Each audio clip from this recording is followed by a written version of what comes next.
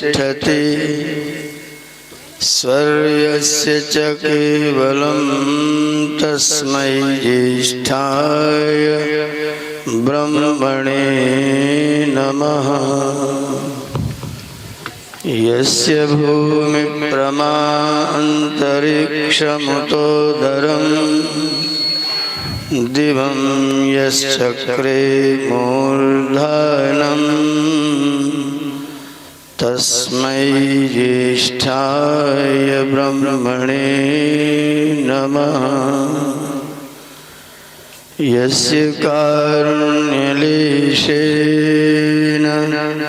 सर्वं सर्वत्र सिद्ध्यति संकल्पितं हृदाभीष्टं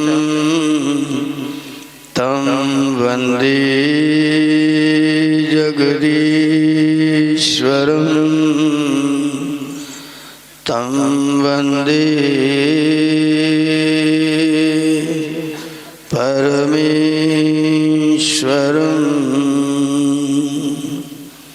त्वमीश्वराणां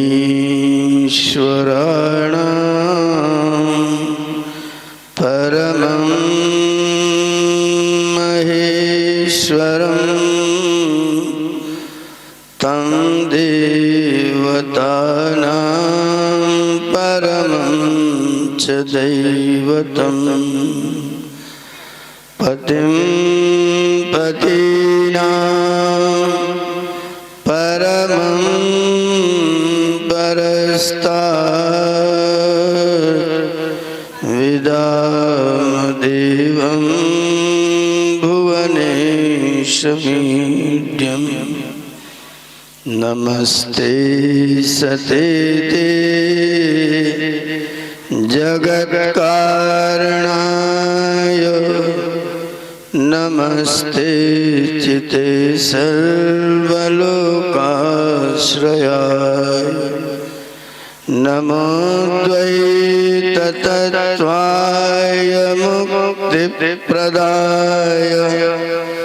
नमो ब्रह्मणे व्यापिने शाश्वताय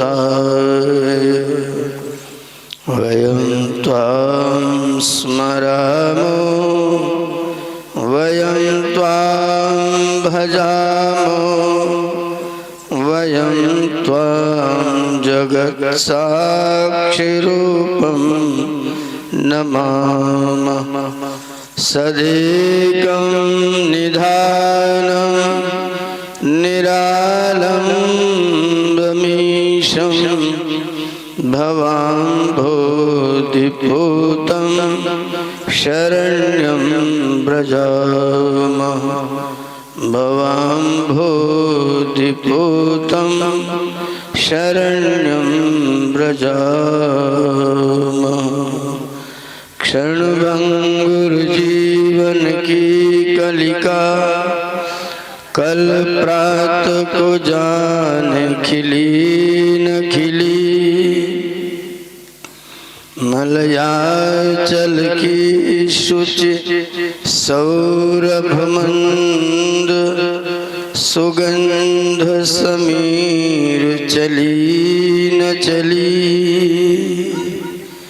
कलिकाल कुठार लिए फिरता तन नम्र है चोट झिली न झिली भजले प्रभु नाम हरि रस ने फिरवंत समय में हिली न हिली जप ले प्रभु नाम हरि रस ने फिरवंत समय में हिली न हिली।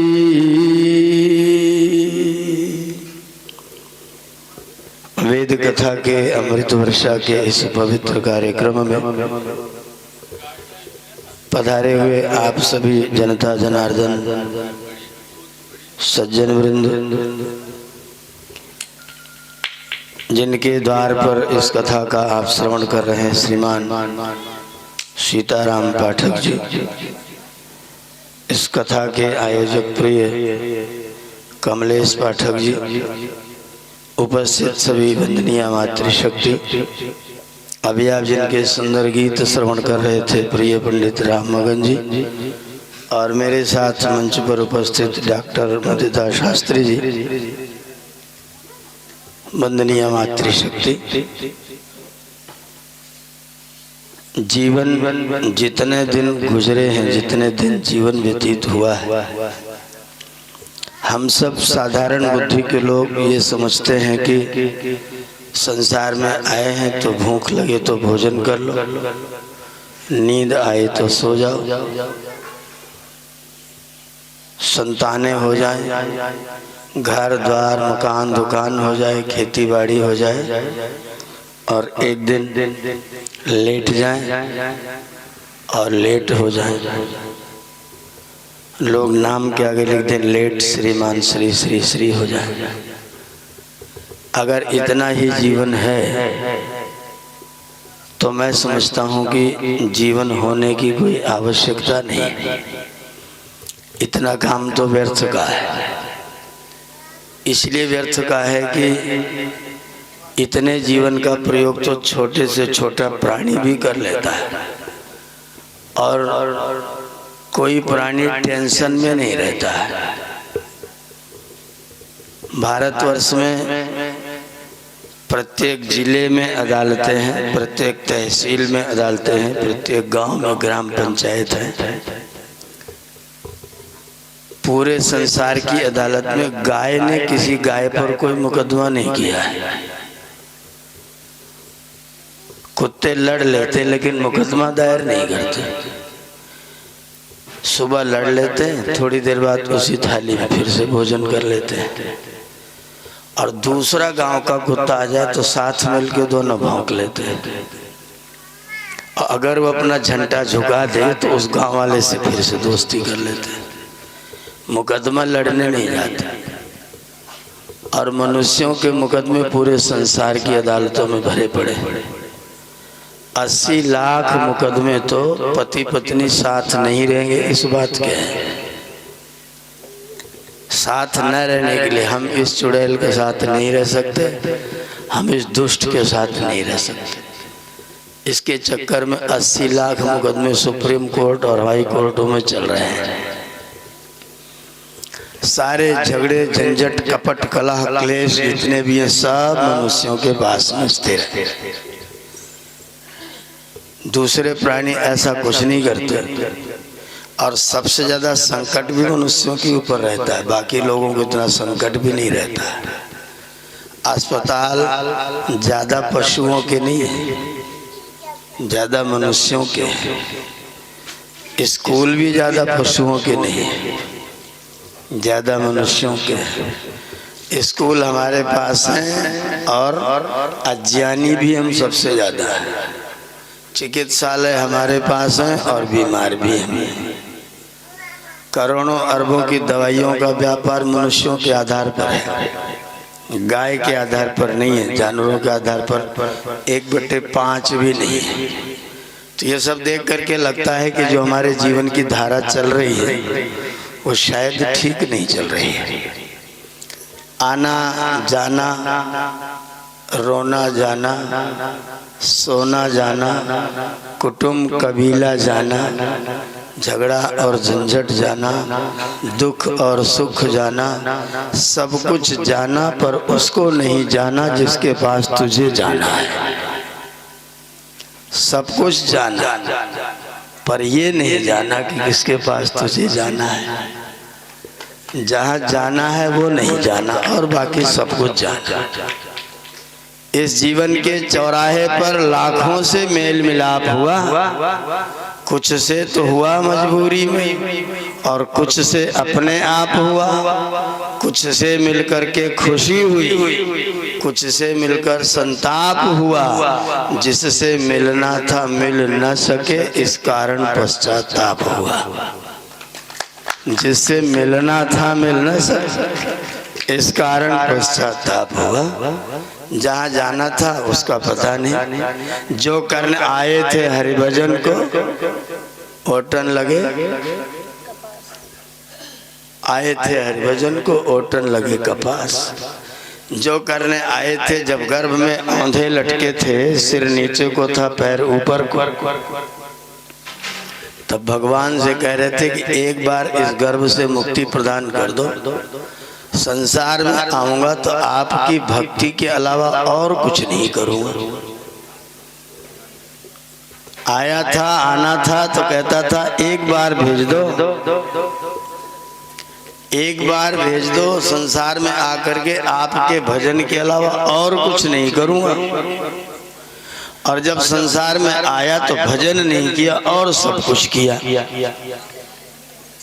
और सब करता है पर भजन नहीं करता है।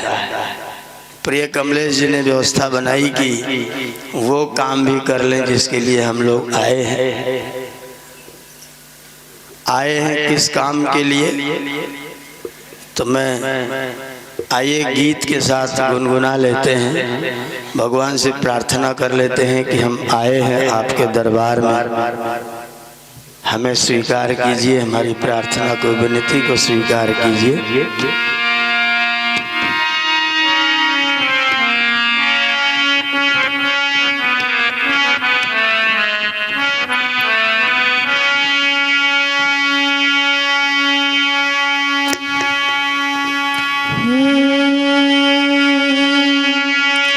हम सब मिलके दाता आए तेरे दरबार, हम सब मिलके दाता आए तेरे दरबार। भर दे झोली सबकी तेरे पूर्ण भंडार, भर दे झोली सबकी तेरे पूर्ण भंडार। हम सब मिलके दाता आए तेरे दरबार, भर दे झोली सबकी तेरे पूर्ण भंडार। हम सब मिलके दाता आए तेरे दरबार।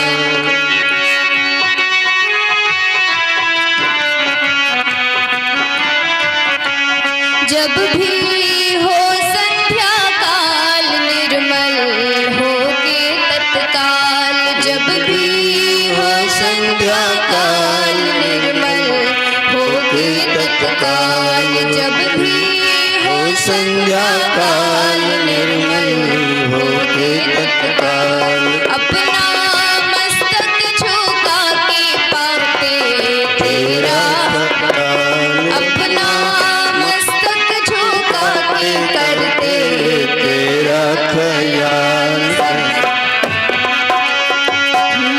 तेरे दर पर आके बैठा सारा परिवार, तेरे दर पर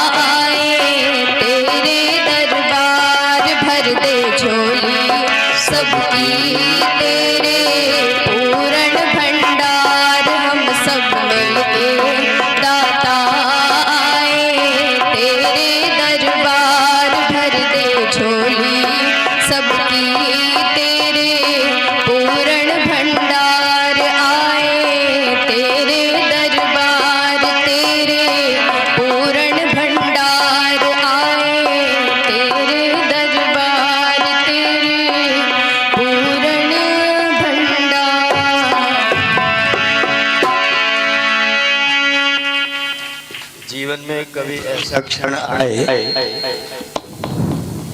कि हम उस परमात्मा की शरण में, परमात्मा की दरबार में आने का अवसर प्राप्त करें, ये अवसर आपको प्राप्त हुआ है इस वेद कथा के माध्यम से, इस कार्यक्रम के माध्यम से। बैठ करके बड़ी तन्मयता के साथ, बड़े आनंद के साथ, बड़े प्रेम के साथ सब दुनियादारी को भुलाकर, दुनिया को भुलाकर जो दुनिया का मालिक है उसकी शरण में बैठने का कभी अवसर प्राप्त हो, इससे उत्तम और कोई संयोग हो नहीं सकता है। आपने सुना होगा, बाबा जी ने लिखा है, एक घड़ी आधी की पुण्याद। एक घड़ी आधी की पुण्याद। तुलसी संगति साधु की हरहि कोट। साधु की संगति अपराध को हरती, सत्संग करने का अवसर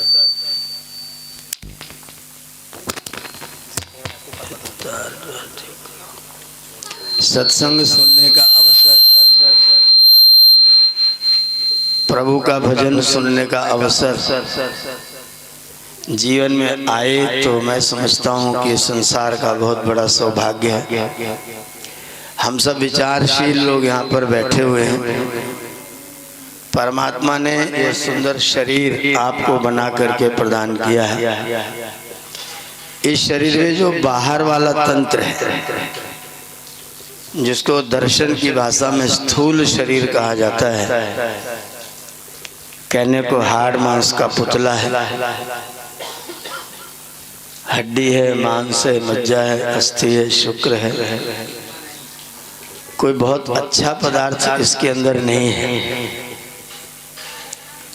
इस पिंजड़े में हम बैठे हैं और इस पिंजड़े में बैठने का उद्देश्य मुक्त होना है, ईश्वर की भक्ति, ईश्वर का पद प्राप्त करना है, उसकी शरण प्राप्त करना है। अगर हम इस जीवन में उसकी शरण में आने का कोई प्रयास नहीं करते, नहीं आते, तो फिर निश्चित तौर पर हम कहीं न कहीं अपने लक्ष्य से भटक जाते हैं, कहीं न कहीं अपने प्रयोजन से, अपने उद्देश्य से दूर हो जाते हैं। भगवान श्री कृष्ण दुर्योधन के पास में बैठे थे, चर्चा चल रही थी, तो भगवान श्री कृष्ण ने दुर्योधन से पूछा, दुर्योधन तू गुरुकुल में पढ़ा है ना? दुर्योधन बोला, हाँ पढ़ा तो हूँ। बोले वहाँ के आचार्य कौन थे? बोले द्रोणाचार्य थे। बोले उसी गुरुकुल में युधिष्ठिर भी पढ़ता था? बोले हाँ, युधिष्ठिर भी उसी गुरुकुल में पढ़ता था। तो तुम दोनों को गुरुजी अलग अलग पाठ पढ़ाते थे? नहीं, गुरुजी ऐसा भेदभाव कभी नहीं करते थे, गुरुजी हमेशा एक ही पाठ पढ़ाते थे। हम और युधिष्ठिर दोनों एक ही कक्षा में तो पढ़ते थे, दोनों सहपाठी थे। जो गुरुजी पढ़ाते थे वो सबको एक साथ पढ़ाते थे। बोले किताब अलग अलग पढ़ाते? ना, किताब भी वही थी, पढ़ाने की घंटी, पढ़ाने की कक्षा अलग अलग थी, ना एक ही थी, बोले एक साथ पढ़ते थे। बोले जब दोनों एक साथ पढ़ते थे तो युधिष्ठिर धर्मराज हो गया और तू अधर्मराज हो गया, ये कैसे हुआ? तुझे गुरुजी ने धर्म की परिभाषा नहीं बताई? दुर्योधन बोला हाँ बताई तो थी। जानामि धर्मम। दुर्योधन बोला जानामि धर्म, मैं धर्म को अच्छी तरह जानता। ऐसा मत समझना कि गुरुजी ने मुझको धर्म की परिभाषा नहीं पढ़ाई। जानामि धर्मम नच में प्रवृत्ति, मैं धर्म को जानता हूँ लेकिन धर्म में मेरी प्रवृत्ति नहीं होती है, लगाव नहीं होता है, धर्म की ओर मेरी रुचि नहीं होती। और जानाम्य धर्मम नच में निवृत्ति, मैं अधर्म की भी परिभाषा जानता हूँ लेकिन अधर्म से मेरी निवृत्ति नहीं होती। जानता हूं धर्म करता नहीं, जानता हूं अधर्म छोड़ता नहीं। कारण क्या है? दुर्योधन बोला केनापि देवेन हृदय स्थितेन यथा नियुक्तोऽस्मि तथा करो। मेरे अंदर कोई देवता बैठा हुआ है, वो मेरे अंदर बैठा है और वो मुझे जैसा जैसा कहता है मैं वैसा वैसा करता हूँ। तो बोले युधिष्ठिर के अंदर देवता नहीं बैठा कि भाई उसके अंदर भी बैठा होगा। युधिष्ठिर के अंदर भी देवता बैठा है, मेरे अंदर भी देवता बैठा है, लेकिन मेरा वाला देवता अलग है, युधिष्ठिर वाला देवता अलग है। बोले जब दोनों एक ही गुरुकुल में पढ़े, एक ही कोर्स पढ़े, एक ही पाठ्यक्रम, एक ही समय, एक गुरु, एक विद्यालय, एक टाइम टेबल, फिर तेरी प्रवृत्ति नहीं होती, तेरा देवता कुछ और पढ़ाता है, युधिष्ठिर देवता कुछ और पढ़ाता है, इसका कारण क्या है? ये प्रश्न हम सबके अंदर है। हम भी अच्छाइयों को जानते हैं, हमें पता है क्या अच्छा है क्या बुरा है। जब हम किसी का दिल दुखाते हैं तो दुखता अपना भी है। जब हम किसी का दिल दुखाते हैं तो दुखता तो अपना भी है। ऐसा नहीं कि उसका दुख है और तुम्हारा न दुखे, हमारा न दुखे। जब हम किसी का दिल दुखाते हैं तो दिल तो अपना भी दुखता है। गमों की आंच पर आंसू उबाल कर देखो, गमों की आंच पर आंसू उबाल कर देखो, बनेगा रंग किसी पर भी डालकर देखो, तुम्हारे दिल की चुभन भी जरूर कम होगी, किसी के पांव से कांटा निकाल कर देखो। तुम्हारे दिल की चुभन भी जरूर कम होगी, किसी के पांव से कांटा निकाल कर देखो। जब उसका दुख दूर होगा तो दुख तो तुम्हारा भी दूर होगा। जब तुम किसी को दुखी करोगे तो दुख तो तुम्हें भी होगा। अंदर से टीस तो आती है, अंदर से वेदना तो आती है। अंदर मेरा देवता बैठा हुआ है, परमपिता परमात्मा हमारे हृदय में बैठा हुआ है, अंदर से कहता है तूने खराब किया, तूने अच्छा किया। लेकिन हम उस आवाज को नजरअंदाज करते हैं। कारण क्या है? हम जानते हैं क्या अच्छा है लेकिन करते नहीं। सेवा करना अच्छा काम है कि बुरा काम? अच्छा काम, लेकिन करते समय। भाई से प्रेम करना अच्छा काम है कि बुरा काम? अच्छा काम, लेकिन करते समय करना पड़े तो संकट है। अच्छा काम लेकिन नहीं करेंगे, और है बुरा काम लेकिन सब जानते हैं। एक घड़ी आधी घड़ी आधी की बुनियाद, लेकिन आधी घड़ी की जब भजन का काम आता है तो भजन करन को आलसी, भोजन को होशियार। शाम को भोजन करके कहते हैं सवेरे क्या बनेगा। सवेरे बर्तन मांजते मांजते मेरी बहनें कहती दोपहर को क्या बनेगा। दोपहर का बर्तन धुला नहीं तब तक आज शाम को क्या रहेगा। एक बहन के घर हम रुके थे, हमने उनसे कहा कि कल बच्चों का उपनयन संस्कार है, माता पिता को भी भूखा रहना, उपवास करना है। बच्चे भी भूखे रहेंगे, तुम लोग भूखे रहोगे, हम भी भूखे रहेंगे, हम भी कुछ नहीं खाएंगे। बच्चा उपवास तो हमारा भी उपवास। तो बहन जी जो उस घर की मालकिन थी बोली तो आज ठीक ठाक खा लेते क्योंकि कल उपवास करना है। कल उपवास करना है तो आज डबल ले लेते हैं, जिससे कल वाला भी थोड़ा थोड़ा काम चलता रहे। खाने की जुगाड़ 24 घंटे और भगवान के पास बैठने का समय। इतने बिजी हैं, वर्क विदाउट वर्क बिजी, बिना काम के बिजी। काम कुछ नहीं लेकिन बिजी। हमने कहा बहन जी कुकर में दाल मत पकाओ, दाल नुकसानदायक हो जाती है। बोले कुकर में डालने से जल्दी पक जाती है। मैंने कहा जो समय बच गया उस बचे हुए समय से आप क्या अर्जित करते हैं। बोले दाल जल्दी पक जाती तो हम अपनी अम्मा को पकाते रहते हैं, बोल बोल के पकाते रहते हैं, ऐसा बोलते कि अम्मा ही पक जाए। दाल को जल्दी पका के फिर अम्मा को पकाना शुरू करते हैं। तो उससे अच्छा तो भैया दाल ही बनाते रहते, वही पकती रहती। बहुत जल्दी काम कर लिया, काम बहुत जल्दी कर लिया, काम खत्म। उसके बाद जो समय बचेगा उसका क्या करेंगे कि तो रील देखेंगे कि तो रील बनाएंगे, और नहीं बचा तो किसी का कान खाएंगे। भगवान का काम करने की बात मन में दुर्योधन की तरह आती। दुर्योधन ने कहा कि जानता तो हूँ लेकिन प्रवृत्ति नहीं होती, जानता हूँ पेड़ में पानी देना चाहिए लेकिन देने जाने में, जानता हूँ हरा पेड़ नहीं काटना चाहिए लेकिन पैसा गांधी बाबा दिखाई देते तुरंत काट देते। लगाने का नाम नहीं, काटने में तैयार, बगिया बीरो सब उजड़ गए। बिगाड़ने का काम ज्यादा, बनाने का काम। ये सारा कारण क्यों होता है? क्योंकि मन पवित्र नहीं है। बाहर से नहाते हैं, धोते हैं, क्रीम पाउडर झौवन लगाते हैं, झौवन क्रीम पाउडर अगर रोज का हिसाब लगाए तो एक जीवन में करोड़ों का।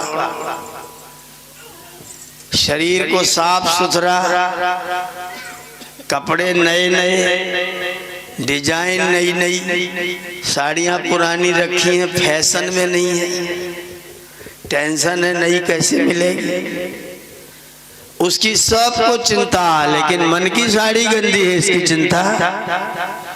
मन के कपड़े पर दाग पड़े हैं, उसको धोने का साबुन। धोबिया भैया मल के धोवा मोरी, मैली भय चुंदरी। ये चुंदरी मन की चुंदरी गंदी हो। धोबिया भैया, ये कौन है? ये जो कथा कहने वाले लोग हैं धोबिया भैया। हम लोग धोबिया भैया क्या करते हैं? मन की चुंदरी को धोने की व्यवस्था करते हैं। मन साफ है तो सब साफ, और मन गंदा है तो मन सान जग में प्रकाश कोई सच्चा मित्र, मन सान और कोई शत्रु हुड़दंगा है। मन से ही रीत प्रीत, मन से ही शांति गीत, मन ही तो डालता सुकर्म में अरंगा है। और मन है मरीज तो लजीज कोई चीज नहीं, और मन यदि चंगा तो कठौती में भी, और मन चंगा ना हुआ तो दुनिया के सब काम होंगे। शरीर नहलाए धुलाए जाएंगे, कुत्ते को डब से नहलाया जाता आजकल। कुत्ते को डब से नहलाते हैं, जैतून का तेल लगाते हैं, खुशबू कर देते हैं। पर मन गंधौरा पड़ा हुआ है, उसको धोने का कोई कार्यक्रम।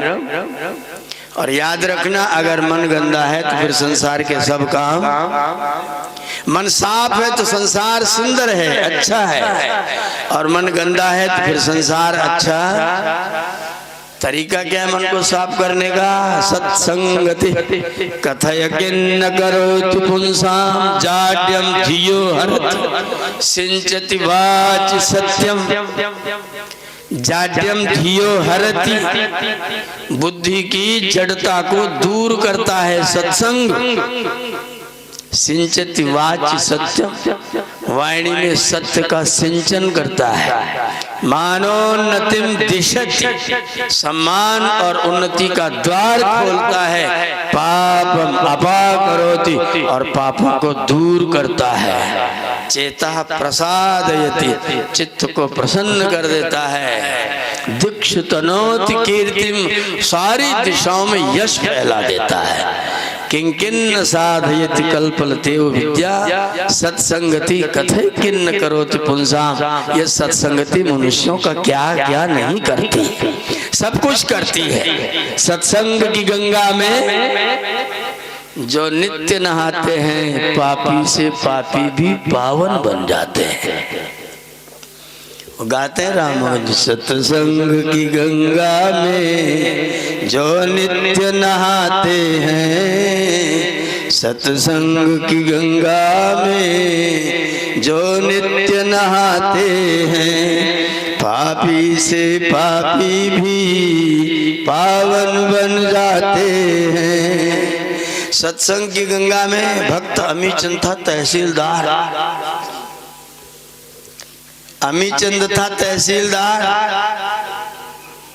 पत्नी को घर से भगा दिया, वेश्या को ला करके घर में रख लिया। मांस खाता है, शराब पीता है, घूस लेता है। अंग्रेजों के जमाने का तहसीलदार है, खूब गंदे काम करता है। महर्षि दयानंद सरस्वती का आगमन हुआ, महर्षि का प्रवचन हुआ। अमीचंद तहसीलदार था, सुरक्षा व्यवस्था का जिम्मा अमीचंद को मिल गया। अमीचंद सुरक्षा का जिम्मा संभाल रहा था। स्वामी जी ने व्याख्यान दिया, बड़ा अच्छा लगा।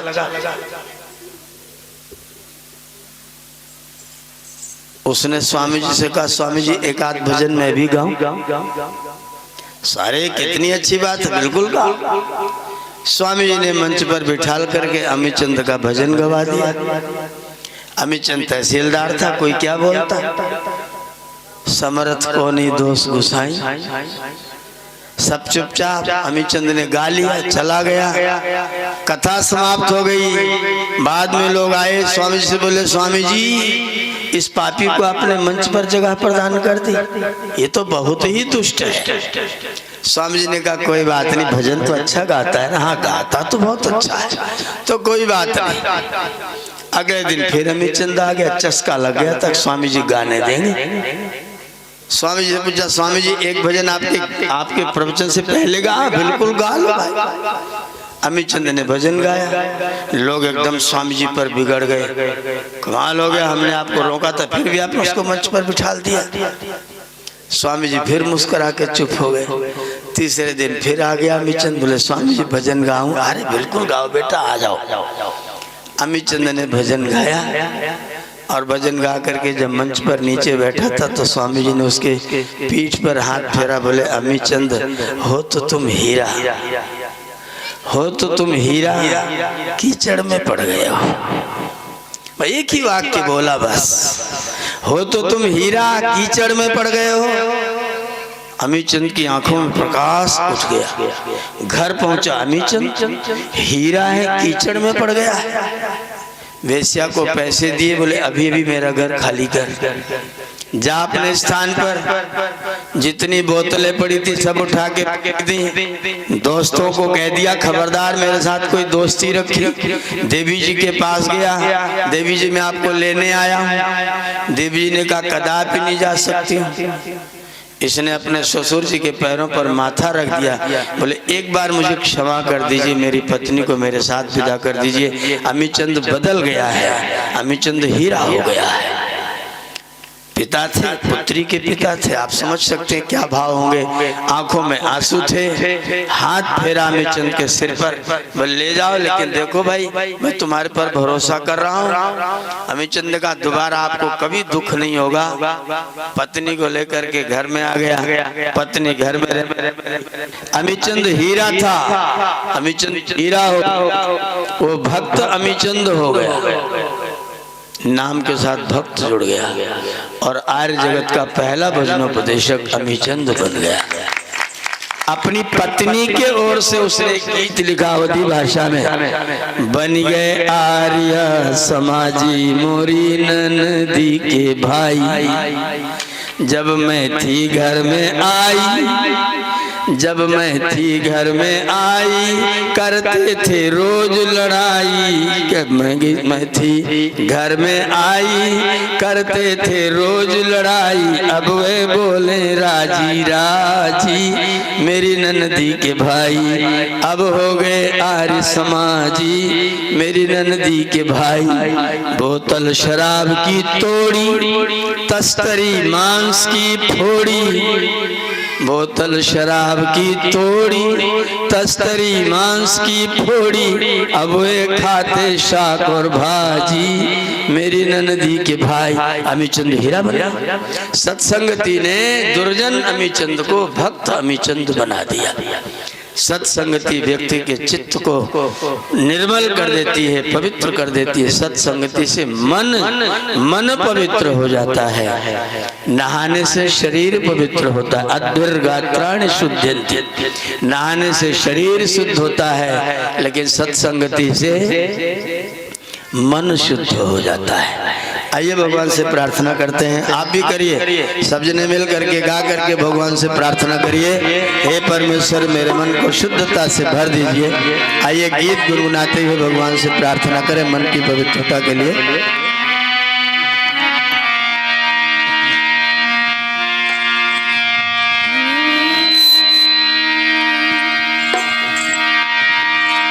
मन को शुद्ध बना दो प्रभु जी जीवन में, जीवन में।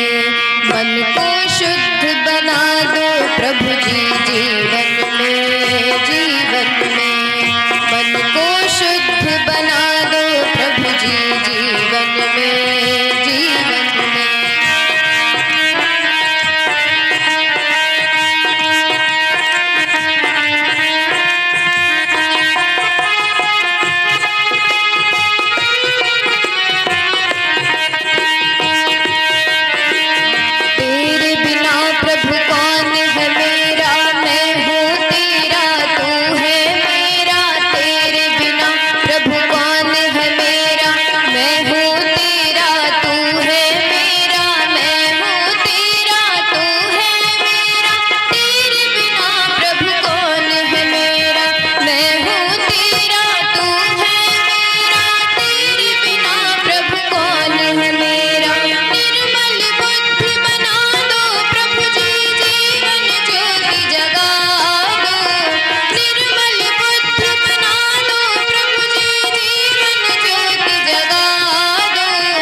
निर्मल बुद्धि बना दो प्रभु जी जीवन में, जीवन में।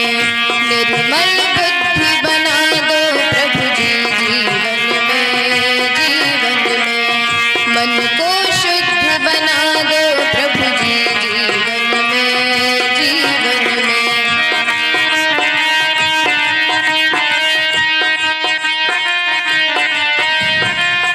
पाप के हैं घनघोर घटाए, बादल गरजे मुझे डराए। पाप की हैं घनघोर घटाए, बादल गरजे मुझे डराए। बादल गरजे मुझे डराए। पाप की हैं घनघोर घटाए, बादल गरजे मुझे डराए। पाप की हैं घनघोर घटाए, उनसे नाथ बचा लो प्रभु जी जीवन ज्योति जगा दो। उनसे नाथ बचा लो प्रभु जी जीवन ज्योति जगा दो। उनसे नाथ बचा लो प्रभु जी जीवन में, जीवन में। उनसे नाथ बचा लो प्रभु जी जीवन में, जीवन में। सभी साथ में गाएंगे। मन को शुद्ध बना दो प्रभु जी जीवन में, जीवन में। मन को शुद्ध बना दो प्रभु जी जीवन में, जीवन में।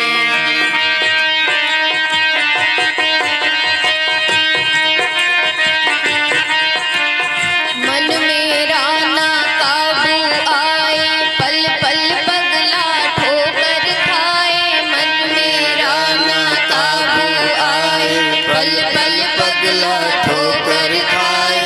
पल पल पगला ठोकर खाए।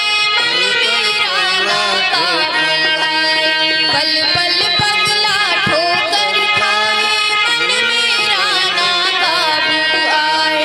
इसको राह दिखा दो प्रभु जी जीवन ज्योति जगा दो। इसको राह दिखा दो प्रभु जी जीवन ज्योति जगा दो। इसको राह दिखा दो प्रभु जी जीवन में,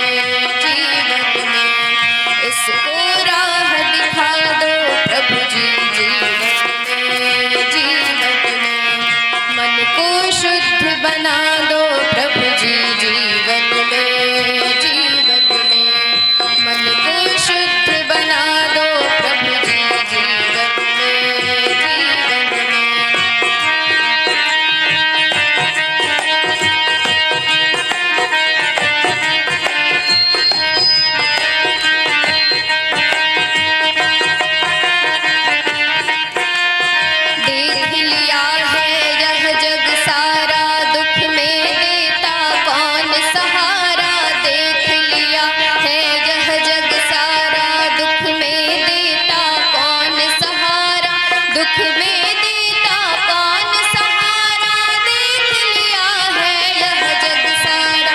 दुख में देता कौन सहारा, देख लिया है यह जग सारा। अपना हाथ बढ़ा दो प्रभु जी, जीवन ज्योति जगा दो।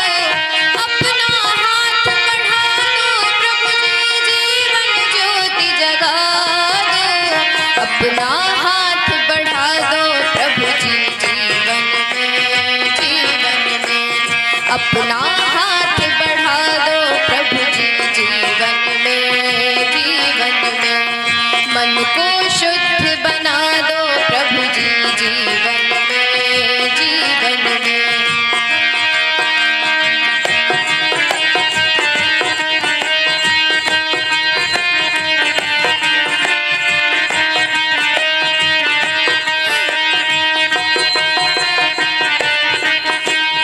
आया भिक्षुक मैं तेरे द्वारे, मन मंदिर के खोल किवाड़े।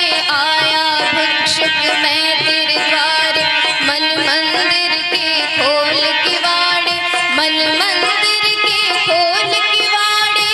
आया भिक्षुक मैं तेरे द्वारे, मन मंदिर के खोल किवाड़े। आया भिक्षुक मैं तेरे द्वारे। जीवन गीत सुना दो प्रभु जी, जीवन ज्योति जगा दो। जीवन गीत सुना दो प्रभु जी, जीवन ज्योति जगा दो। जीवन गीत सुना दो प्रभु जी, जीवन में, जीवन में। जीवन गीत सुना दो प्रभु जी, जीवन में, जीवन में। मन को शुद्ध बना दो प्रभु जी, जीवन में, जीवन में। मन को शुद्ध बना दो प्रभु जी, जीवन में, जीवन में।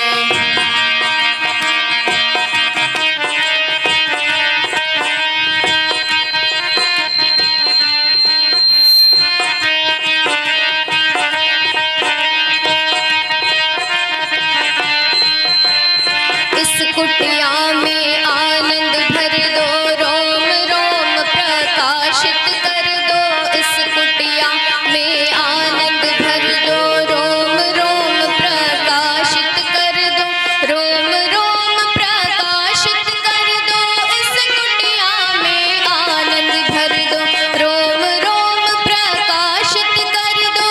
इस कुटिया में आनंद भर दो। बाला हूँ अपना लो प्रभु जी, जीवन ज्योति जगा दो। बाला हूँ अपना लो प्रभु जी, जीवन ज्योति जगा दो। बाला हूँ अपना लो प्रभु जी, जीवन में, जीवन में। बाला हूँ अपना लो प्रभु जी, जीवन में, जीवन में। मन को शुद्ध बना दो प्रभु जी, जीवन में, जीवन में। मन को शुद्ध बना दो प्रभु जी, जीवन में, जीवन में। जीवन में, जीवन में। जीवन में, जीवन में।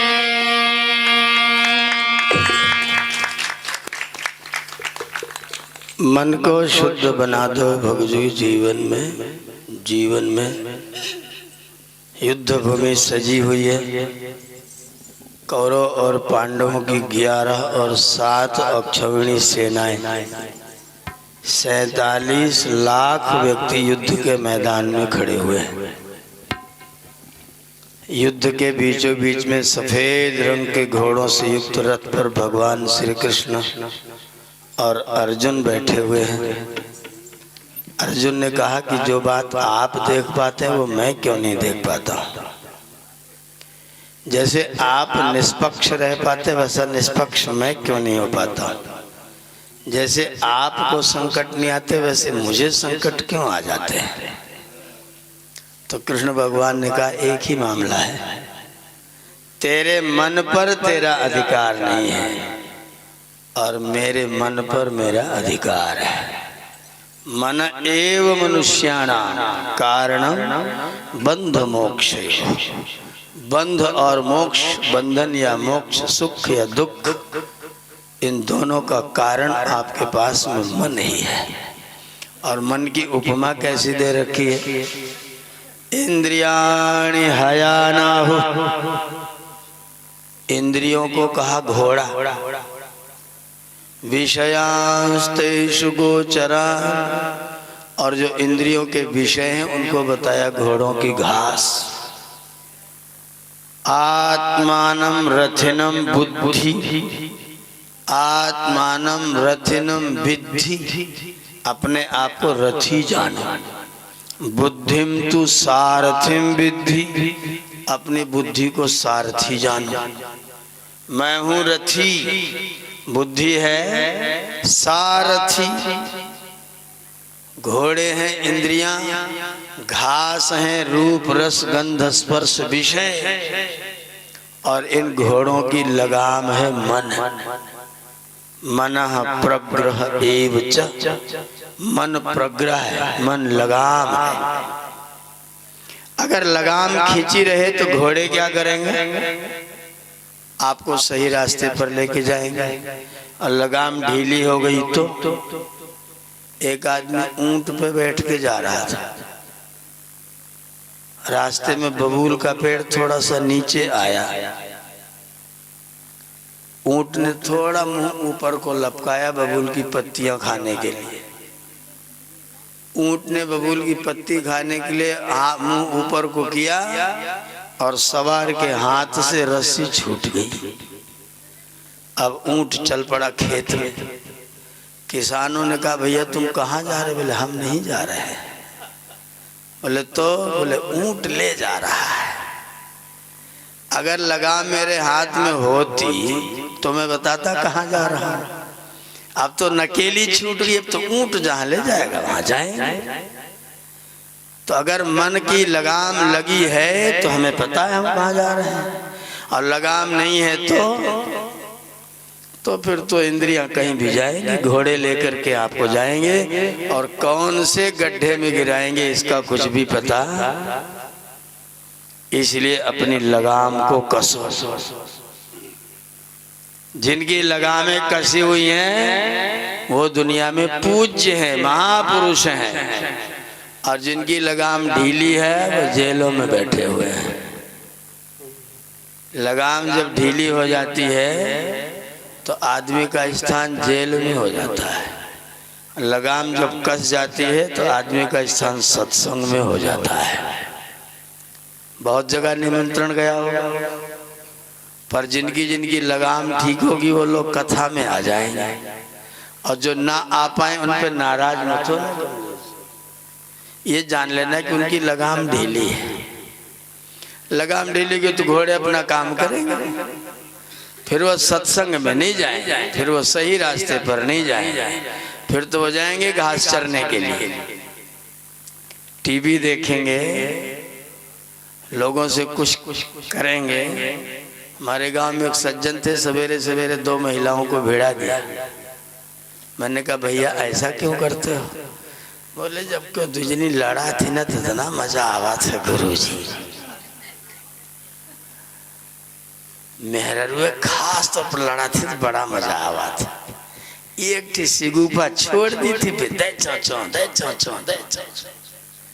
हमने कहा भैया दूसरों की राह में रोड़े बिछाने वाले की राह साफ। मैंने वाक्य बोला, दूसरे के राह में रोड़े बिछाने वाले की राह कभी साफ नहीं हो सकती है। एक दिन तुम पे पूरा गांव हंसेगा, कोई तुम्हारे साथ खड़ा नहीं होगा। आज की तारीख में श्रीमान जी को एक जने मिश्रा जी उनको लाठी से पूरे गांव में घुमा घुमा के मार रहे थे, और बहुत जने कहते और मार और मार, और जेकर सिगुफा छोड़त रहा कटवर जा, बहुत भिड़ा होता है। आखिरकार गांव से उच्छिन्न हो गए। लगाम अगर कड़ी है तो सब ठीक, अगर लगाम ढीली है तो सब मामला अंदर अंदर बैठा हुआ है मेरा प्रभु परमात्मा। कहाँ रहता है? हृदय में। मथुरा हम गए, तुमने कहा कहाँ है? बोले जा रहे हैं भगवान को देखने। कहाँ? बोले मथुरा। हम मथुरा पहुंच गए। हमने कहा भैया तुम लोग वापस जा रहे थे? तुम कहाँ जा रहे? बोले बनारस जा रहे हैं। हमने कहा क्या करने? बोले भगवान को देखने। हमने कहा मथुरा में नहीं मिले? मथुरा में नहीं मिले? बोले मिल तो गए, अब देखने बनारस में भी कौन से रहते हैं। हम बनारस पहुंच गए। हमने कहा भैया तुम? बोले हम जा रहे हैं हरिद्वार शंकर भगवान से मिलने। हमने कहा वाराणसी पुरपति, वाराणसीपुर के पति तो शंकर भगवान है, तुमको यहाँ नहीं मिले? बने हम हरिद्वार में ढूंढ के आएंगे। हमने कहा वहां मिल जाएंगे? बोले पता नहीं, देखते हैं। मैं आपको निवेदन करना चाहता हूं, दिल में अगर भगवान नहीं है तो कहीं भी भगवान, अगर हृदय में है तो, अगर हमने अपने हृदय में भगवान को न बसाया तो फिर भगवान कहीं नहीं मिलेगा। ऐ रिंद तू शराब पी मस्जिद में बैठकर। ऐ रिंद, रिंद माने शराबी। ऐ रिंद तू शराब पी मस्जिद में बैठकर, दिल में खुदा नहीं तो कहीं भी खुदा नहीं। जब भगवान हृदय में नहीं है तो कण कण में बसा करतार मेरा, करतार को ढूंढन जाऊं कहां। और मैं तो कहता हूं दिल में है तस्वीरें यार की, जब जरा गर्दन झुकाई देख ली। थोड़ा सा हृदय को झुकाया, थोड़ा सा माथे को झुकाया, थोड़ी सी शरण में आए, थोड़ा सा समर्पण किया। अरे जरा सा एक कदम तो चल करके देखो, परमात्मा तुम्हारे कदम के नीचे अपना हाथ लगा देंगे और तुम उनके हाथों पर चलते चलते बहुत आगे तक चले जाओगे। अगर तुमने एक कदम उसकी ओर नहीं बढ़ाया तो फिर जीवन यूं ही व्यतीत हो जाएगा। वेद भगवान कहते यजुर्वेद अध्याय 34 मंत्र संख्या 6। मैं आपको प्रमाण के सहित मंत्र का प्रमाण संख्या बताते हुए बताऊंगा। भगवान आपको क्या कहते? सुसारथिरश्वान इव जन्मनुष्यान् नेनीयते भीषुभिर्वाजिन इव हृत्प्रतिष्ठं यदजिरं जविष्ठं तन्मे मनः शिव संकल्पमस्तु।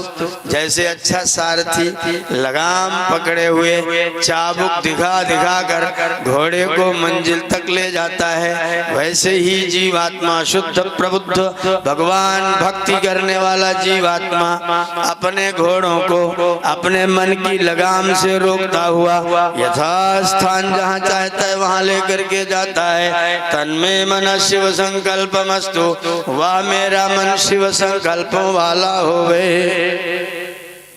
कौन सा मन?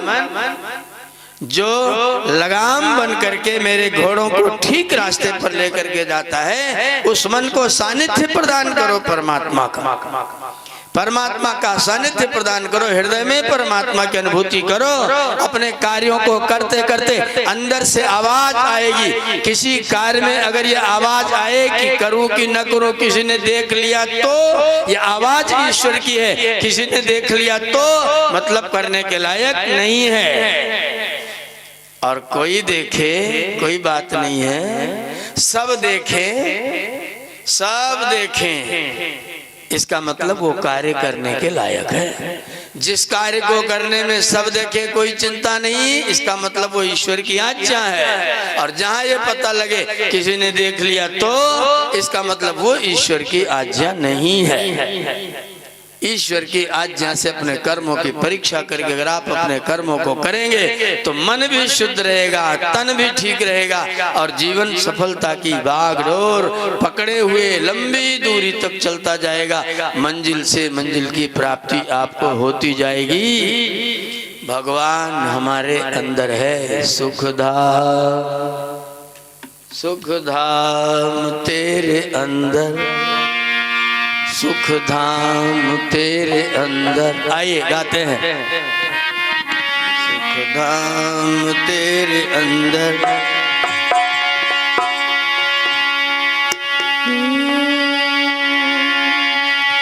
सुख धाम तेरे अंदर तू भटक नहीं बाहर प्रभु भजन किए जा सत्संग किए जा सुख धाम तेरे अंदर तू भटक नहीं बाहर प्रभु भजन किए जा सत्संग किए जा सुख धाम तेरे अंदर तू भटक नहीं बाहर प्रभु भजन किए जा सत्संग किए जा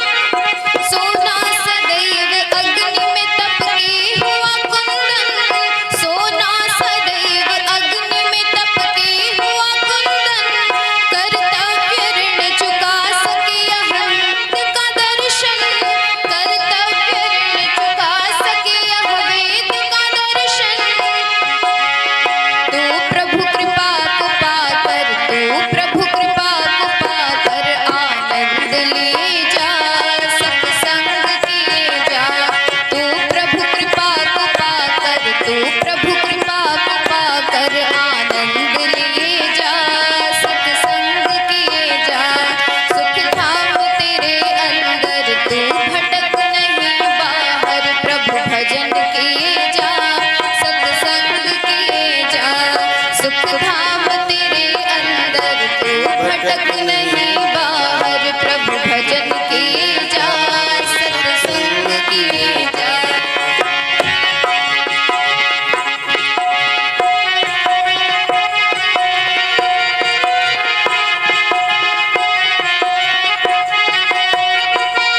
दुर्गम पथों के बीच लक्ष्य को न भुलाना दुर्गम पथों के बीच लक्ष्य को न भुलाना वीरों की तरह चल के तुझे पार पहुंचना वीरों की तरह चल के तुझे पार पहुंचना तू ईश भक्त बनकर तू ईश भक्त बनकर प्रभु भजन किए जा सत्संग किए जा तू ईश भक्त बनकर तू ईश भक्त बनकर प्रभु भजन किए जा सत्संग किए जा सुख धाम तेरे अंदर तू भटक नहीं बाहर प्रभु भजन किए जा सत्संग किए जा सुख धाम तेरे अंदर तू भटक नहीं बाहर प्रभु भजन किए जा सत्संग किए जा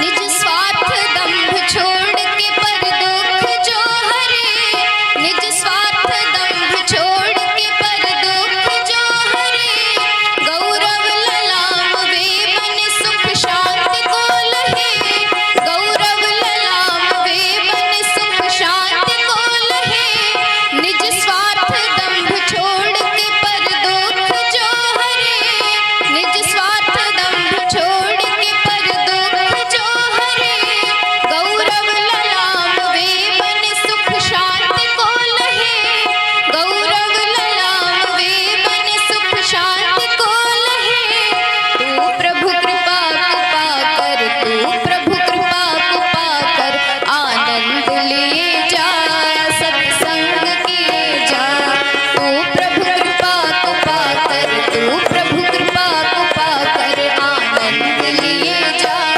सत्संग किए जा सुख धाम तेरे अंदर तू भटक नहीं बाहर प्रभु भजन किए जा सत्संग किए जा सुख धाम तेरे अंदर तू भटक नहीं बाहर प्रभु भजन किए जा सत्संग किए जा प्रभु भजन किए जा सत्संग किए जा प्रभु भजन किए जा सत्संग किए जा आनंद लिए जा आनंद लिए जा आनंद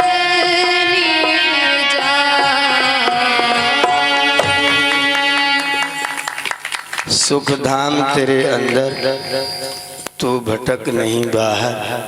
प्रभु भजन किए जा, आनंद लिए जा, सत्संग किए जा। परमात्मा हमारे अंदर विराजमान होकर के हमको सदा सचेत करता रहता है। वो तो अंदर से समझा रहा है हमें, हम समझना ना चाहें तो वो क्या करें। वो तो अंदर से समझा रहा है हमें, हम समझना न चाहें तो वो क्या करे। वो तो खाई में सीढ़ी लगा देता है, वो तो खाई में सीढ़ी लगा देता है। हम निकलना न चाहें तो वो क्या करे। वो तो अंदर से समझा रहा है हमें, हम निकलना न चाहें तो वो क्या करे। अंदर से अंदर बैठा हुआ परमात्मा हमारे हृदय में विराजमान होकर के, मैं अपनी बात नहीं कह रहा हूँ। यजुर्वेद अध्याय 32 मंत्र संख्या 9, स ओतः प्रोतस्य विभु प्रजासु।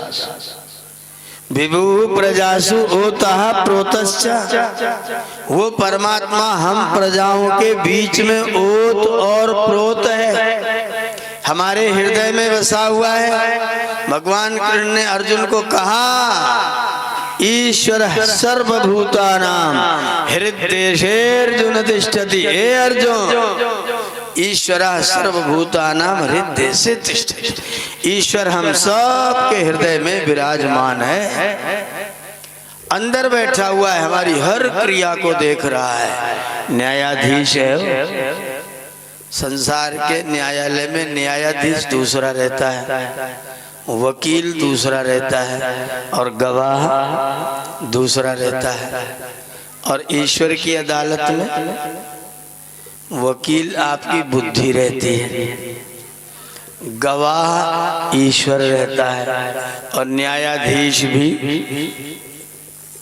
ईश्वर रहता है। तो न्यायाधीश चश्मदीद गवाह है तो बचने का कोई चांस है? न्यायाधीश चश्मदीद गवाह है। दुनिया के गवाह तो बदल जाते हैं, दुनिया का न्यायाधीश भी बिक जाता है, न्याय बिक जाता है, लेकिन ईश्वर की अदालत में, ईश्वर की अदालत में कुछ बिकता नहीं है।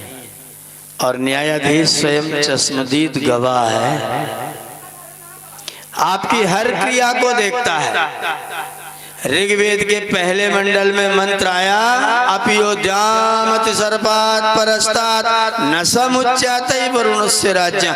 अगर कोई व्यक्ति इस धरती को छोड़ दे, धरती को नहीं, सूर्य चंद्र तारे नक्षत्र करोड़ों करोड़ों सितारों को भी छोड़ करके उस पार निकल जाए, देवलोक के भी उस पार चला जाए, न समुच्यते वरुणस्य राज्य, फिर भी ईश्वर की नजर से बच नहीं सकता। ईश्वर सबको देखता है, सब ईश्वर की नजर में है। कहीं भी चले जाओ, जहां चले जाओ, वहां हम ईश्वर की नजर से बच नहीं सकते। कोई उसकी नजर से बच न सका, चाहे पुण्य करो चाहे पाप करो, जो भी काम करो, लेकिन ईश्वर की नजर से बचने का कोई तरीका। और एक बात और, हम दुनिया के लोग जो है ना, वो नजरिया रखते हैं, ईश्वर नजरिया नहीं रखता है, वो नजर रखता है। नजरिया बदलता है, नजर बदलती, नजरिया बदल जाता है। एक व्यक्ति गर्मी के महीने में आपके घर आया, आपने कहा भाई साहब पानी पियोगे क्या?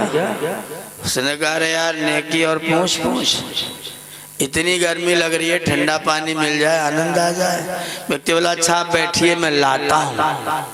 चला गया अंदर, 15 मिनट तक निकला ही नहीं। बाहर बैठे बैठे श्रीमान जी कह रहे पता नहीं बोरिंग कर रहा है कि पानी लेने बाजार चला गया है।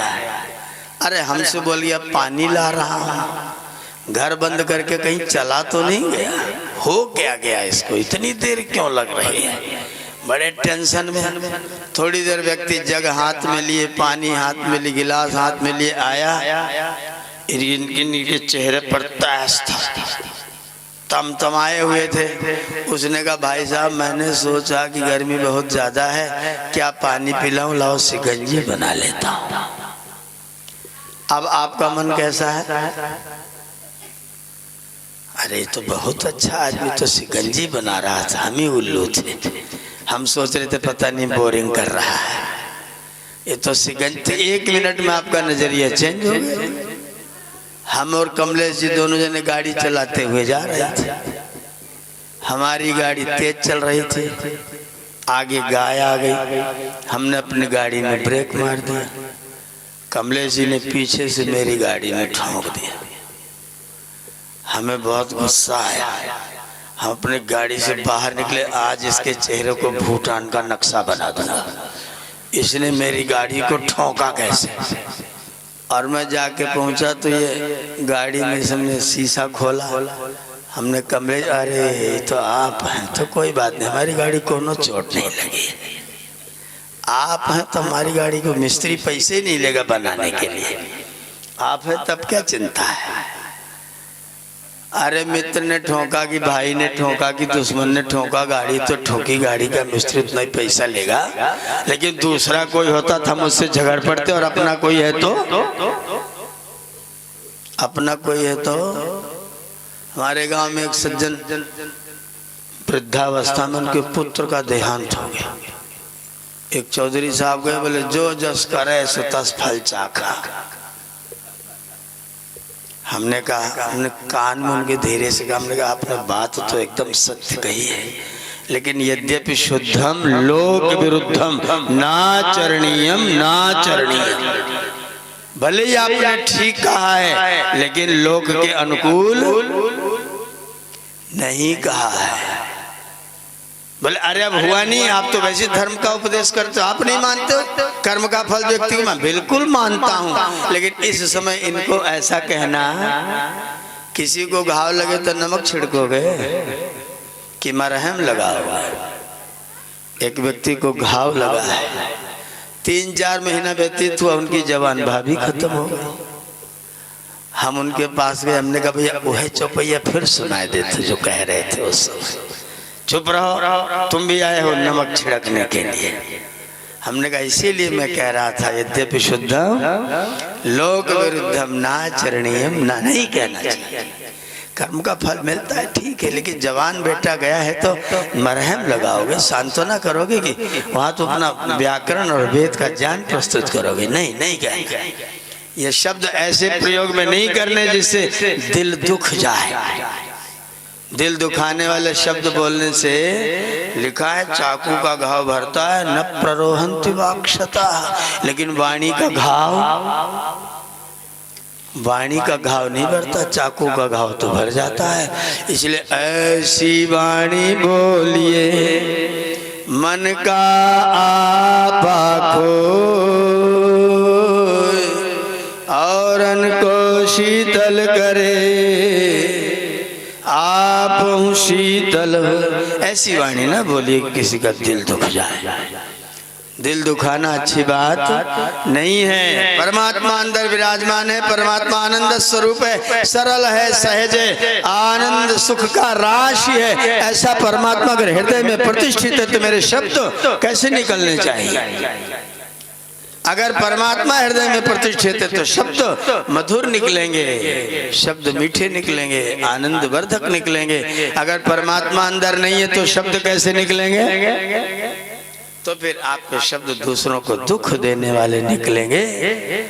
परमात्मा हमारे अंदर है, हमारे बाहर भी है। लोगों का अंदर और बाहर दोनों कैसे हो सकता है? मैंने कहा प्रयोग करके दिखाऊं कि कह के दिखाऊं? बोले नहीं, आप प्रयोग करके दिखाइए, प्रयोग करने से ज्यादा सीख में आता है। मैंने कहा 4-5 कटोरी लाओ, एक ठो टब लाओ, करके दिखाते हैं। कटोरी ले आए, टब ले आए। हमने कटोरी में, हमने कहा कटोरियों में पानी भर दो, टब में कटोरियों को रख के मैंने कहा इसमें पानी भर दो। पानी भर दिया, कटोरियां लबालब। मैंने कहा एक जग पानी और डाल। उन्होंने डाल दिया। मैंने कहा अब बताओ पानी कटोरी में है और कटोरी पानी में है कि नहीं? बोले हाँ साहब है। तो मैंने कहा इसी तरह परमात्मा हमारे अंदर है और हम भी परमात्मा के। कैसे? जैसे कटोरियों में पानी है और पानी में कटोरियां हैं। क्यों? क्योंकि पानी अतिरिक्त है। अतिरिक्त हम हैं रिक्त, परमात्मा है अतिरिक्त। हम रिक्त हैं इसलिए परमात्मा हमारे अंदर है, और अतिरिक्त है इसलिए हम उसके अंदर हैं। वो अतिरिक्त है इसलिए हम उसके अंदर हैं। हम रिक्त हैं इसलिए वो हमारे अंदर है। वो अंदर भी है, वो बाहर भी है, सब आकार वाला है और सारे आकारों में विद्यमान रह के निराकार। क्यों? क्योंकि निर्गत सर्वेभ्य आकारेभ्य असौ निराकार। जो सारे आकारों में विद्यमान होकर के सबसे बाहर भी हो, उसका नाम है निराकार। वो निराकार सरकार। मुदिता जी बताएंगे कैसा निराकार है।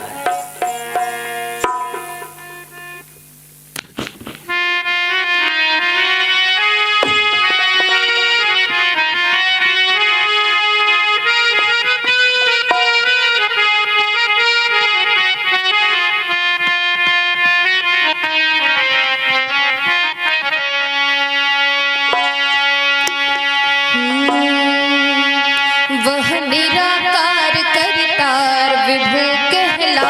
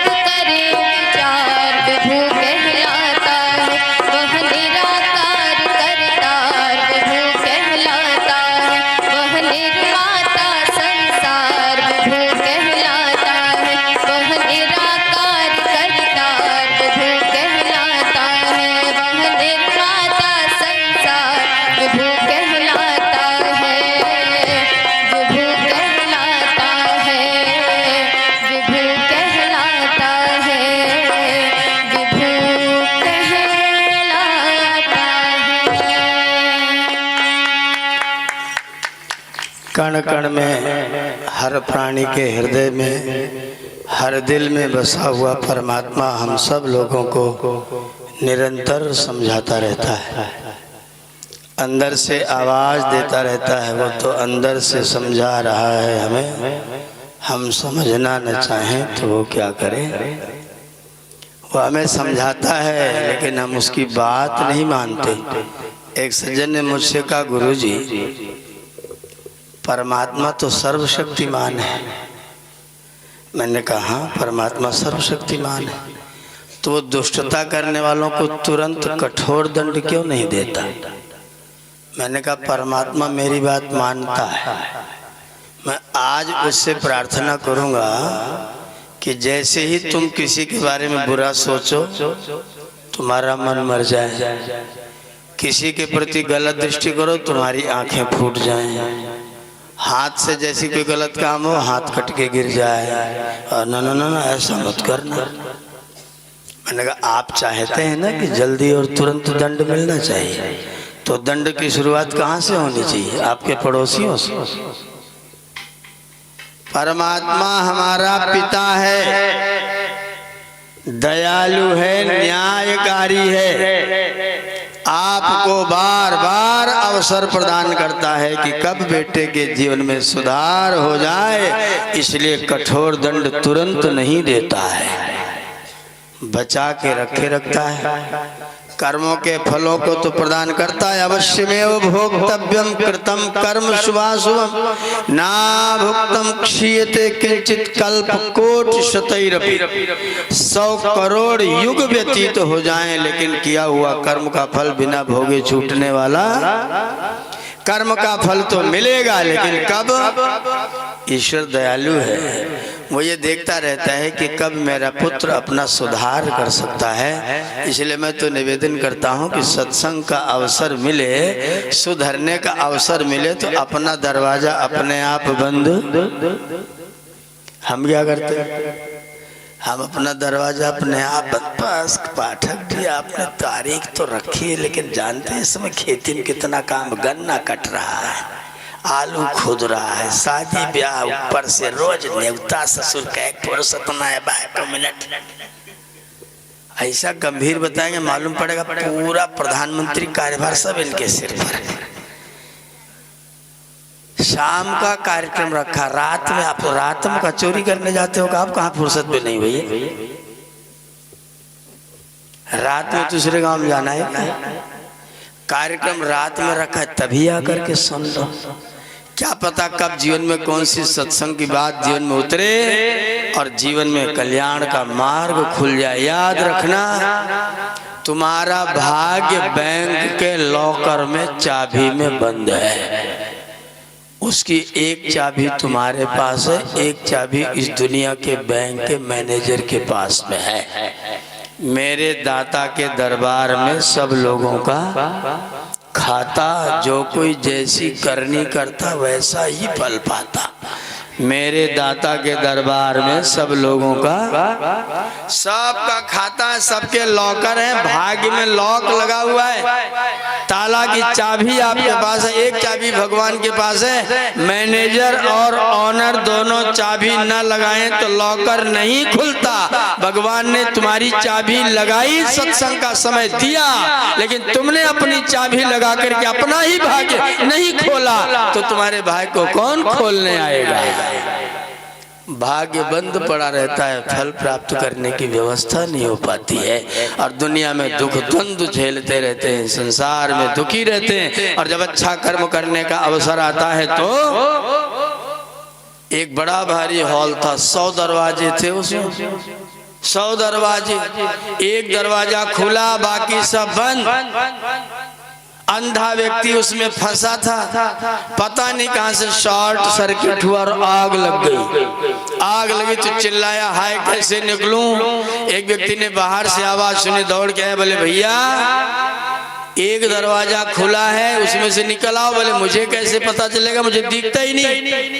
वो दौड़ के अंदर आया, उसने इनका हाथ दीवार पर रखवा दिया, इस दीवार को पकड़े पकड़े पकड़े पकड़े चलो, दरवाजा आ जाएगा, वहां से बाहर निकल जाना। उसने कहा ठीक है। श्रीमान जी ने दरवाजे पर दीवार पर हाथ रखा, चलते चलते चलते चलते जब खुला वाला दरवाजा आया तो पैर खुजलाने लग गया। हाथ हटा करके पैर खुजलाने लग गए, लेकिन चलना बंद नहीं किया, चलते ही रहे, चलते रहे चलते रहे, खुजलाते खुजलाते चलते रहे। दरवाजा निकल गया, फिर 99 दरवाजे का चक्कर।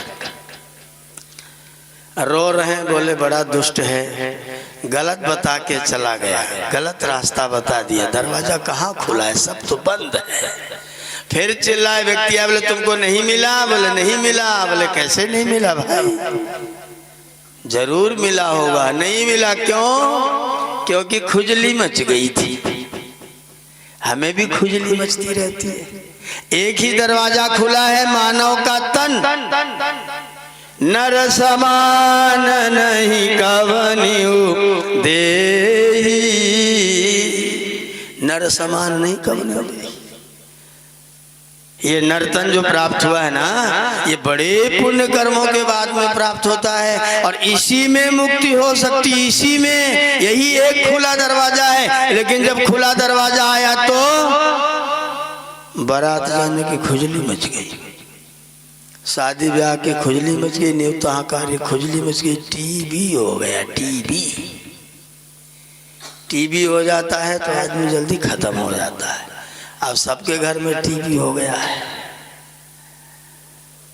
खुजली मच जाती है। व्यक्ति सत्संग से अपने आप को खुजलाते खुजलाते आगे बढ़ जाता है और प्राप्त नहीं कर पाता है उस परमात्मा को, उसकी शरण में नहीं आ पाता है। बार बार संदेश देते, बार बार संदेश देते, तमाम आचार्य रोज सब सत्संग प्रवचन सुनते हैं और खूब सुनते हैं, लेकिन परोपदेश कुशल बहुतेरे। दूसरे के लिए उपदेश होता है, पर अपने लिए उपदेश लागू करने में बड़ा संकट होता है। जब श्रम करने का आता है, तप करने का अवसर आता है, तो अपनी ही चाबी नहीं लगाते, और मैनेजर ने चाबी लगा रखी, लेकिन हम ही चाबी लगाने से चूके बैठे। खुजली हो गई, दरवाजा वापस निकल गया, और हम उस दरवाजे से, खुले दरवाजे में आने के बाद भी बाहर निकलने से वंचित हो गए, नहीं निकल पाए। कैसे निकलेंगे? ये अवसर जो आज हमको प्राप्त हुआ है बैठ करके भगवान का भजन करने का, सही अर्थों में वेद के माध्यम से भगवान को जानने का, ये जो कथा हो रही है, ये रखे हैं वेद भगवान। चारों वेदों के 20,416 मंत्र हैं। इसको मैंने 300 बार पढ़ा है। 300 बार वेद पारायण यज्ञ मैंने करवाया, इनको पढ़ पढ़ करके 300 यज्ञ कर चुका हूँ। इतना संदेश जीवन के लिए ये वेद भगवान प्रदान करते, क्षण क्षण जीने के लिए। कैसे जिए? भारतवर्ष कोई देश अपने अपने संविधान से चलता है, लेकिन ये दुनिया किसके संविधान से चलती है? ये वेद के संविधान से चलती। वेद इस पूरी सृष्टि का संविधान है। ये कथा सृष्टि के संविधान की कथा है। ये कथा सृष्टि के संविधान की कथा है। वेद भगवान हम सब मनुष्यों को समझाते हैं, मैंने तुमको इंद्रियां दिया है, किसके लिए? भव सागर से तरने के लिए। और हम क्या करते हैं? इंद्रियों से भव सागर में डूबने की जुगाड़ करते हैं। फिर इसी संसार में डूबे रहने की, इससे निकलने की व्यवस्था नहीं करते, इसमें फंसने की व्यवस्था करते हैं। कुरंग मातंग पतंग भृंगा मीना हता पंच भिरेव पंच एक प्रमादी सकधन हन्यात यस्सेवते पंच भिरेव पंच। एक एक जंतु एक एक इंद्रिय के दोष के कारण मारा जाता है। मछली पकड़ने वाला कांटे में केंचुआ फंसाता है, मछली फंस जाती है।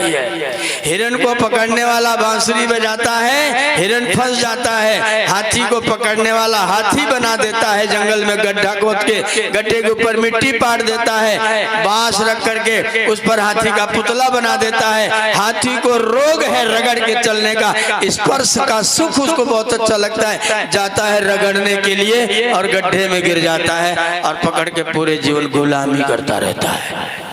एक एक जंतु एक एक इंद्रिय के दोष के कारण अपना जीवन गंवा बैठता है। एक प्रमादी सकथन हन्यात, ये मनुष्य को न मारा जाए जो पांचों इंद्रियों से पांचों विषयों का सेवन करता रहता है दिन रात। खाना पीना सोना जगना रोना धोना। एक दिन श्रीमान जी चले गए तो श्रीमान जी की भी पूरी खाई। श्रीमान जी ने जीवन भर पूरी खाई, जब श्रीमान जी उनकी लोगों ने पूरी खाई और पूरी ना खिलाओ तो लोग निंदा करते, फिर इसकी तो पूरी नहीं खिलाई। पूरी खा के फुर्सत श्रीमान जी चले गए, उसके याद करने वाला कोई।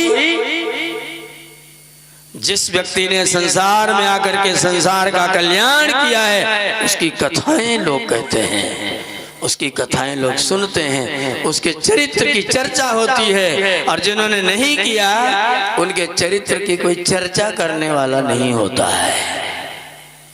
उनके चरित्र की चर्चा हो, इसके लिए हमें जागरूक रह करके अपने तन मन को सुधारते हुए अपने कर्मों को ठीक करना पड़ेगा। जागरूक रहे, अपने मन से परीक्षा करिए, आंखें बंद, हाथ जुड़े हुए, हृदय से लगा हुआ, और अपने आप सोचिए मेरे अंदर से क्या आवाज आती है। आत्मा की आवाज पर अपने कार्यों को करना प्रारंभ कर दीजिए। आत्मा में परमात्मा विराजमान है, इसलिए आपके कार्यों का स्तर बदल जाएगा, कर्म की क्वालिटी सुधर जाएगी, ठीक हो जाएगी। अंदर की आवाज को पहचानने की चेष्टा करिए। क्या करूं प्रश्न आएगा, अंदर से करना चाहिए कि नहीं। अगर अंदर से आवाज आ जाए किसी ने देख लिया तो जान लेना खतरे की घंटी है, क्योंकि देखने वाला सदा देखता। ईश्वर की नजर से तो आपका कोई काम बच नहीं सकता, देखने वाला तो दुनिया के लोग देखें ना देखें कोई फर्क नहीं पड़ता। दुनिया के लोग तो अपना नजरिया बदलते रहते हैं। आप बड़े आदमी हैं तो आपको कौन व्यक्ति कहेगा कि तुम बड़े बुरे हो, और आप अच्छे आदमी लेकिन गरीब है तो दुनिया कहेगी इसके पास तो कुछ नहीं, दलित दे रहा है। सज्जन व्यक्ति गरीब है तो उसके लिए कुछ नहीं, और कोई व्यक्ति दुर्जन है लेकिन धनी है तो उसके पीछे घूमने वाले। तो दुनिया की नजर से बचने की कोई जरूरत नहीं है। नजर से बचना है तो ईश्वर की नजर से बचो। आओ भगवान को नमस्कार करते हैं, प्रणाम करते हैं। ओम नमामि अंतर्यामी तुम सेवक मैं स्वामी, बोलो ओम नमामि ओम नमामि।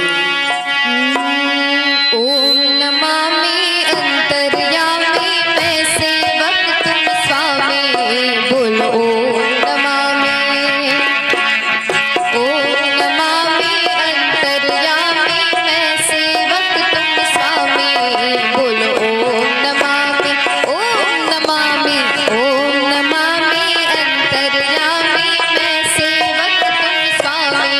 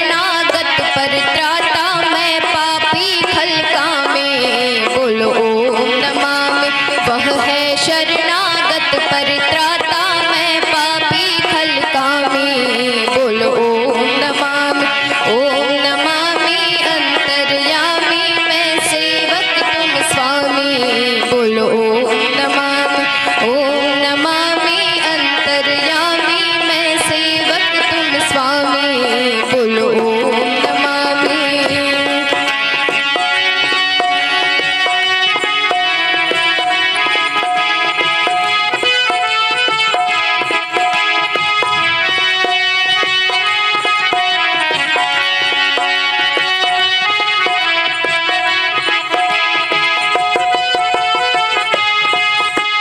निराकार अविकार प्रभु पर ब्रह्म उपास्य हमारा है।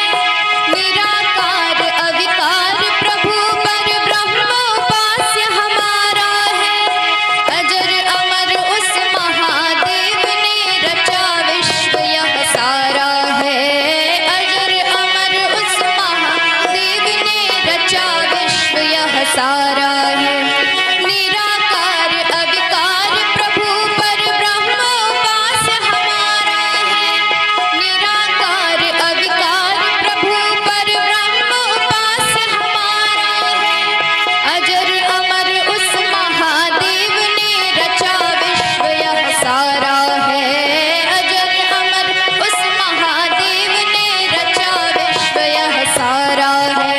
पाल प्रभु को पाए केवल साधक प्राणायामी बोलो ओम नमामि। पाल प्रभु को पाए केवल साधक प्राणायामी बोलो ओम नमामि अंतर्यामी मैं सेवक तुम स्वामी बोलो ओम नमामि। विविध गुणों के कारण जिसकी सत्ता है बहुनामी बोलो ओम नमामि अंतर्यामी मैं सेवक तुम स्वामी बोलो ओम नमामि। विविध गुणों के कारण जिसकी सत्ता है बहुनामी बोलो ओम नमामि ओम नमामि ओम नमामि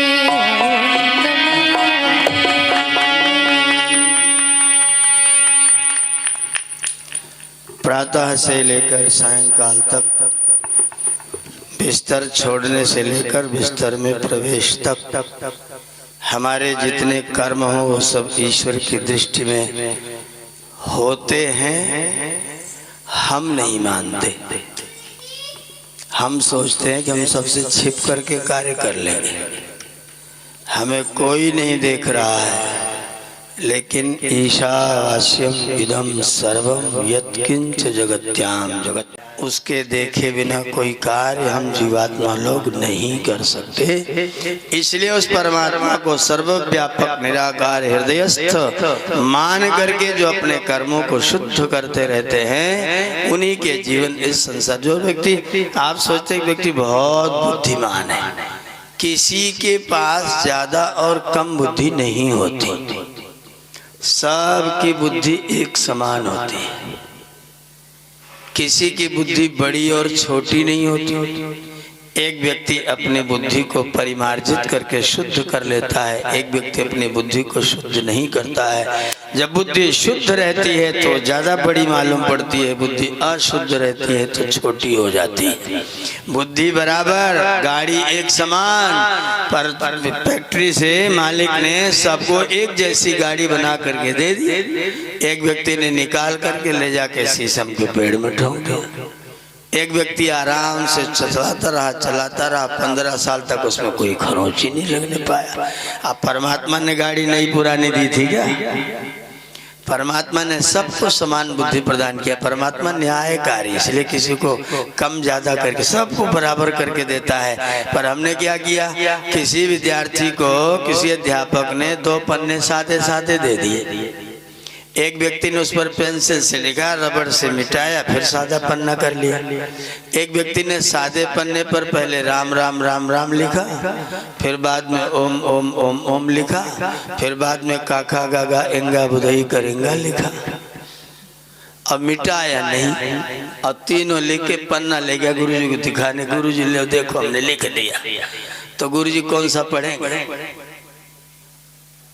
कुछ नहीं पढ़ पाएंगे, पता चलेगा इसने तो कुछ लिखा ही नहीं, तूने तो गोंचा गाई करी है, तूने क्या लिखा है। तो हम अपने कर्मों की गोंचा गाई नहीं कर रहे हैं क्या? अपने निर्मल मन को अगर नहीं धोया तो गोंचा गाई ही चल रही है। इसलिए किसी शायर ने कहा, हर आदमी में होते हैं 10-20 आदमी, एक आदमी नहीं रहता है। हर आदमी में होते हैं 10-20 आदमी। जिसको भी देखना हो कई बार देखना। कभी तो कोई पन्ना निकल आता है, कभी कोई पन्ना, धीरेन्द्र शास्त्री की तरह पन्ना ही पन्ना निकलता रहता है। तो हमारा पन्ना साफ सुथरा हो, उसका एक ही चारा है, एक ही चारा है। बड़ा सुंदर गीत है, एकदम देसी, शुद्ध देसी भाषा में। मैंने शुरुआत में कहा था, धोबिया भैया मल के धोवा मोरी मैली भय चुंदरी, ओम नाम कह सोडा साबुन, दया नाम कह दरिया। गोमती नहीं, दया नाम के दरिया। ओम नाम कह सोडा साबुन, दया नाम कह दरिया। जान का पाटा मल के छाटा, रहन दाग चुंदरिया भरवा, जया ससुररिया धर्म की डगरी। धोबिया भैया मल के धोबा मोरी मैल भय चुंदरी। तो चुंदरी को धोने वाला सत्संग का निर्मलता लाने का कार्यक्रम आपके गांव में, इस पवित्र गोमती मैया के क्षेत्र में आपको प्राप्त हो रहा है। ऐसा अवसर बार बार नहीं मिलता है। 5 दिन का मौका है, 1 दिन गया। उम्रे दराज मांग के लाए हैं 5 दिन, 2 आरजू में कट गए, तो इंतजार में 1 ही दिन बचा है।